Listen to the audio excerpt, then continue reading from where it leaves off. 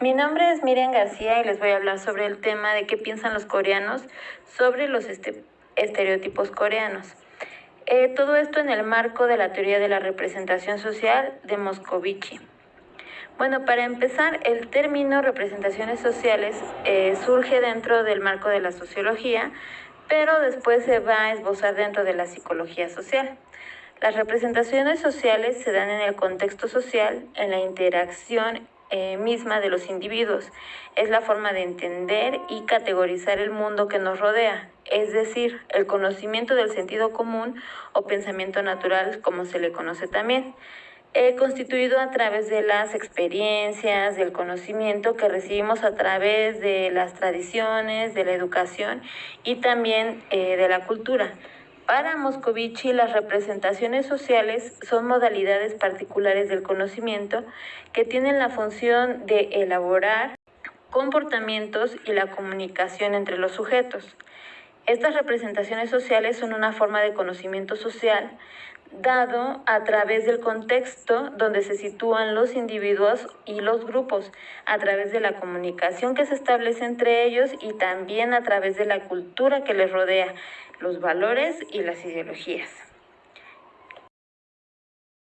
Seguido de esta explicación, quisiera pasar al análisis del video. Podemos ver cómo se entrevista a la población coreana, que en su mayoría son jóvenes. Se les hacen diversas preguntas sobre estos estereotipos que se tiene alrededor del mundo sobre la sociedad coreana. Todos estos estereotipos también son representaciones sociales. Estas representaciones sociales están ligadas a la cultura.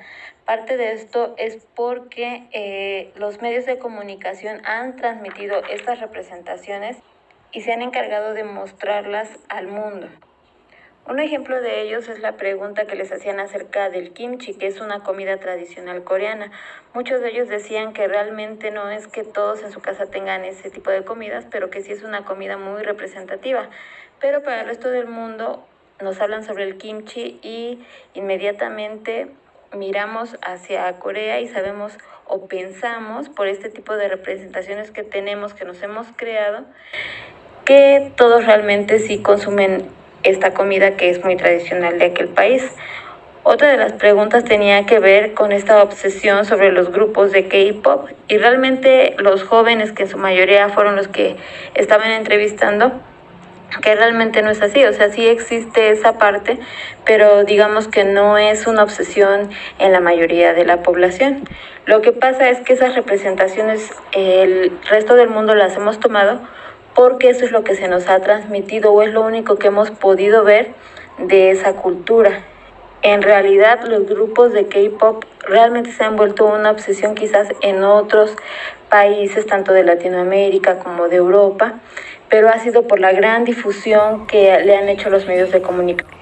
Esto tiene que ver con un concepto del que habla Moscovici sobre la objetivación, que es otorgarle una imagen a una unidad intangible para hacerla real. Es decir, nosotros constantemente estamos produciendo símbolos. Vemos el K-pop, vemos estos idols y inmediatamente pensamos en la cultura coreana. Esto tiene que ver también con este anclaje que nos habla de integrar el concepto objetivado en nuestra red de conocimientos previos. Son ciertas cosas o ciertos estereotipos que inmediatamente los vemos y pensamos inmediatamente que toda la cultura coreana está inmersa en esta obsesión por los grupos de K-pop. También una de las preguntas que se me hicieron muy interesantes es sobre si tienen un sentimiento de rechazo hacia los japoneses. Todo esto creo que tiene que ver con la representación social, que tiene que ver con el espacio, ya que condensa una imagen de la historia, relaciones sociales y prejuicios con una contextualización histórica de tipo político y social. Es por todos conocido que Japón quiso eliminar el idioma coreano y su cultura y que mucho tiempo Japón invadió Corea. Incluso en las escuelas no dejaban que se enseñara el idioma coreano, obligaban también a los hombres a luchar por Japón cuando ellos estaban en guerra. Actualmente se crean representaciones sociales influenciadas por los medios de comunicación o las redes sociales.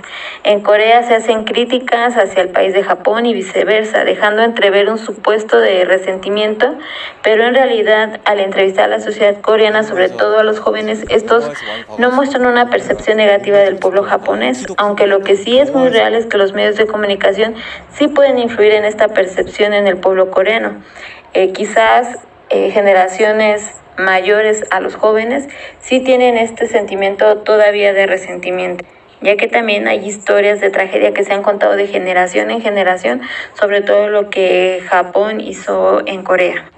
Y eso puede influir en las percepciones que tiene la población respecto del país de Japón.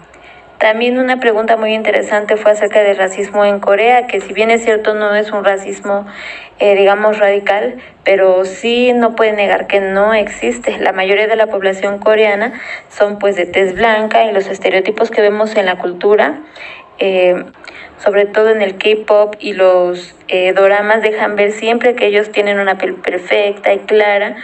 Durante la entrevista se deja entrever que aunque no existe este racismo, como les comento, de una forma radical, sí hay cierto rechazo hacia las pieles más oscuras. Esto tiene que ver con las representaciones que se han dado dentro de su cultura, como los estándares de belleza. También es cierto que los coreanos se protegen excesivamente del sol, aun estando, por ejemplo, en la playa. Una de las entrevistadas reconoció que generaciones anteriores a la suya aún son de mentalidad muy cerrada y conservadora e intentan no relacionarse tanto con estas personas.